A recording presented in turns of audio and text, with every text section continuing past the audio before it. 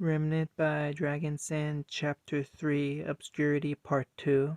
At home among the ancient walls, Saratobi Hiruzen walked through the compound in a somewhat somber mood.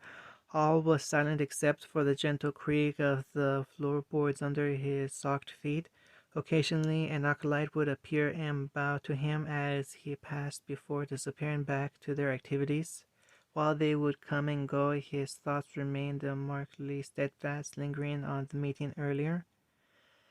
I don't know how they made this look so easy, the man sighed, thinking back on his predecessors whose portraits haunted the council chambers and whose ghosts haunted his mind. You'd think after over 30 years I'd have the hang of it, he chuckled, right as another faceless member bowed to him before disappearing. Better keep musing to my thoughts. Chagrined by his slip, Hiruzen followed his advice straight away and kept this to himself. Don't need them thinking I'm senile. The man continued his walk in relative silence before catching a commotion not far up ahead. Curiosity not shriveled in his old age, he followed the noise to its source. Upon opening the familiar door, he arrived upon an interesting sight within. Before him, Sakura Haruno was holding her teammate Sai, who was slowly turning blue within her chokehold. Beside them, and seemingly unnoticed, Sasuke Uchiha was slowly pulling out his katana. Both aggressors' eyes held a demonic glaze while Sai continued to climb at the empty air. I should have known.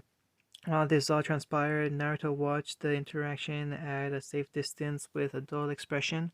When Hiruzen found the boy's eyes, his mild amusement was overcome with sadness and silent regret. It shouldn't be like this. Hiruzen cleared his throat, gaining the attention of the entire room. A moment later, all four occupants of the room were silent in front of him with bowed heads, well, all except for Sai, who was shaking on the floor, while his lungs desperately drank in the oxygen they had been deprived of. Kage-sama, Naruto greeted. If he had missed the man's presence and was embarrassed by it, it didn't show. Oh no, no need for such formalities, the man assured them. Please continue your previous endeavors. Amusement danced within his old eyes as he watched their reactions unfold. Sakura turned red while Sasuke looked at anyone but him. Sai, hearing the proclamation, had maneuvered to where Naruto was between him and the other two. He wasn't keen on dying just yet. How are you? Cutting to the quick, he asked the team, whom had only recently come back from their mission. We are fine, Kage-sama, Sakura answered for them. Are you sure? The man asked, still serious. I wouldn't blame you if you were upset after earlier. Sakura stopped herself before sighing. There was no use lying to someone like the Kage. We are better, Kage-sama, after talking with Kakashi-sensei. The man nodded. I'm guessing you didn't appreciate the comment about your sensei. The silence received was all the answer he needed. Well, try not to worry about it too much. He dismissed it just as easily as he did their bow. They can say all they want, but they know the truth, he answered cryptically. The truth being that, barring Itachi and himself, Kakashi undoubtedly was the strongest one in the compound. Though it is a little funny, Hiruzen began regaining a bit of the prior mischievousness. What is Kage-sama? As I asked, perplexed by their leader's strange behavior. It's funny that they thought Itachi would bring discipline to your team, the old man began, when we all know the truth. All of a sudden, they were at ease, and the smiles that came across the young teens warmed his heart, though it would have been warmer if all four had smiled instead of three. Well, I'll leave you to your own devices. Leaving this thought for now, he nodded to himself in confirmation. I believe you were in the middle of killing Sai. Despite being the leader, Sai looked at the man with betrayal before his gaze shifted over to Sasuke and Sakura, who were giving him a look which clearly said, they hadn't forgotten his earlier comments. Sakura's smile was terrifying. Captain, I request protection. Raising his hand, Sai petitioned the blonde as the other two jumped at him. Another chuckle made its way from Hiruzen's mouth, but it quickly petered out when he noticed that Naruto had done nothing with the plea and simply remained fixed. Perhaps one eye was locked on him while he was still in the room, but those eyes yet held nothing. A memory came to the old man in that moment, pushing its way past the idle thoughts of an old man and the machinations of a ruler. It was the memory of a young blond boy getting into a fight with a black-haired child his same age. In the background, a pink-haired girl was berating them both as the two tussled, a scene so full of life. If only I had arrived sooner. Another memory came to mind, this one bringing out his rage. This time it was of another blond boy. It might have even been the same one if his mind was not playing tricks. He sat propped up against a wall, holding his knees to his chest, with one hand and a weapon in the other. There was blood covering the walls and cracks in the blade. His corpse was still breathing, but his eyes were dead. If only. Another thought he best kept to himself. Clarity. Dinner time at the cafeteria was bustling as students mingled sociably amongst each other, regaling friends and neighbors with their first official day in Beacon. Among them, Ruby watched the team interactions between some of the freshmen who seemed to be laughing with each other and engaging in one another's company. John's team sat but one table away from them, but she watched as the blonde threw bits of food in the air that Nora would catch with ease. John clapped, pleased at the display, while Ren sighed. Pyra looked like she wanted to say something about it, but didn't have the heart to ruin their fun. John seemed to have noticed Ruby staring and waved at her like a friend smile, with a friendly smile, one that Ruby returned gratefully. Then she looked at her team. Weiss was filing her nails, Blake was reading a book, Yang was picking her teeth. No one was making an effort to get to know each other. This could not stand. Ruby needed to bring her team together. She needed to get them to know each other so they could be the best team at Beacon in the history of the universe. This was her dream. There was just one thing stopping her from taking charge: her social anxiety, her terrible, terrible, terrible social anxiety. Sure, Yang was her sister, and she had actually managed to talk to some Blake before the exam.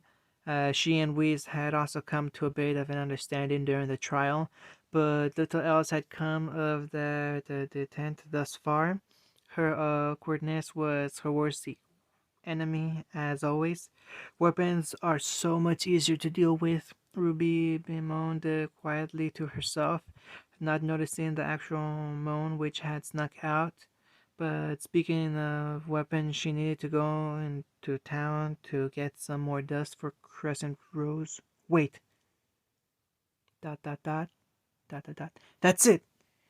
With a cheer, Ruby slammed her hand on the table. With this action started the table's other occupants, who could make heads nor tails of the non sequitur declaration.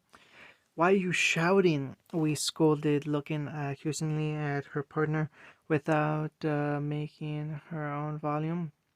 Let's go into town this weekend. Ignoring both things, Ruby propositioned her teammates and caught them by surprise. Why? Seeing little point in the effort, Blake barely even saw fit to look away from her book. So we can get to know each other. Ruby gave this upbeat response. We're a team now, so we should learn about one another, and I figure maybe going out and doing fun will help us become closer as a team. Spreading her arms wide, she laid out the foundation of her plan and smiled hopefully at the group of teens she was supposed to be in charge of. No, pass. Maybe next time, sis. Her hopes were dashed in an instant. At least they're coming together in rejecting me. tears streamed down the sniper's face as she tried to take solace in this silver lining. Okay, it was time to play hardball, but I think it could be fun. Slowly, she kicked around a macaroni noodle which had made it to the floor. Maybe go to the bookstore. With her gaze turned downwards, Blake's hand tightened around the spine of her book slightly.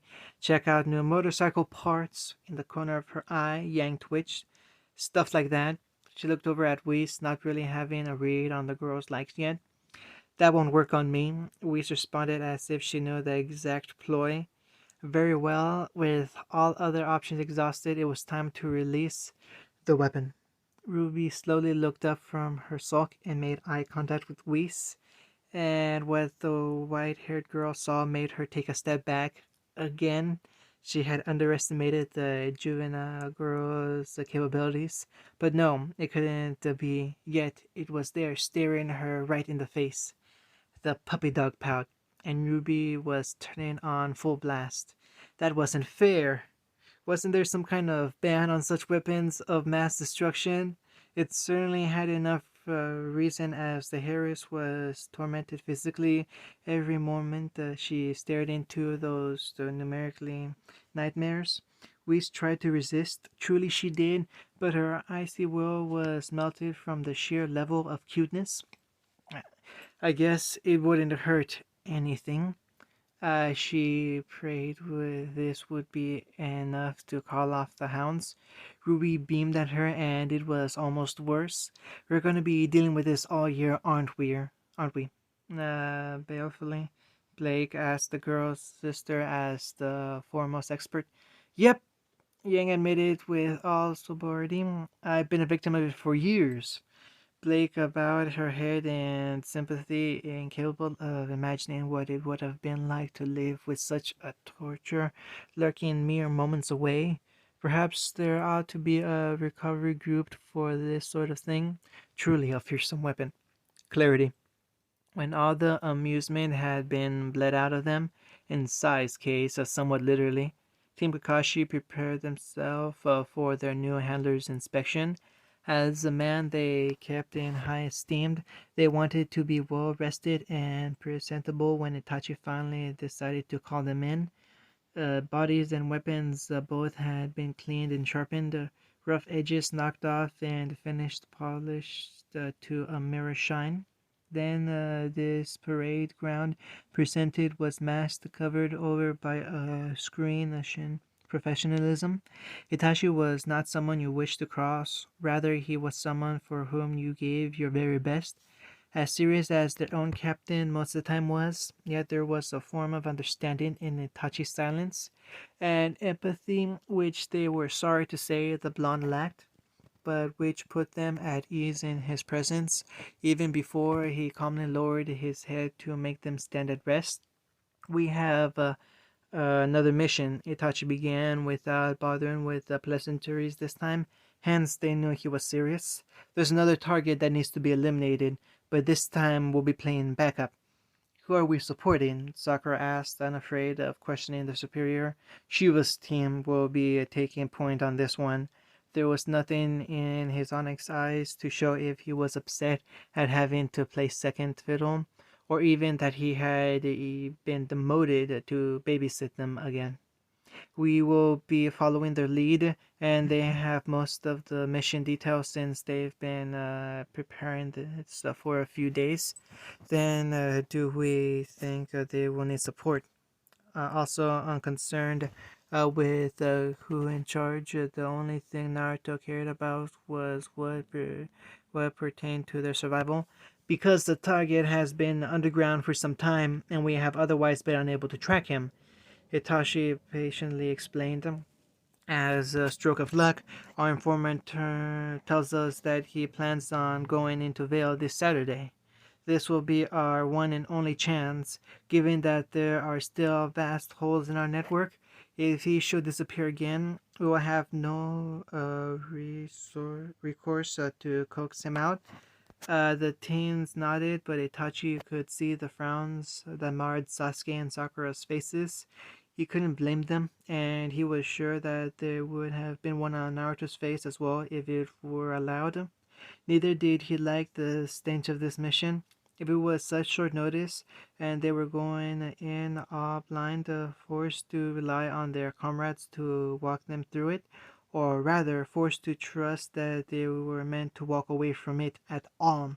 We'll leave for Vale at the 2300. Itachi continued. Be ready. End of chapter 3.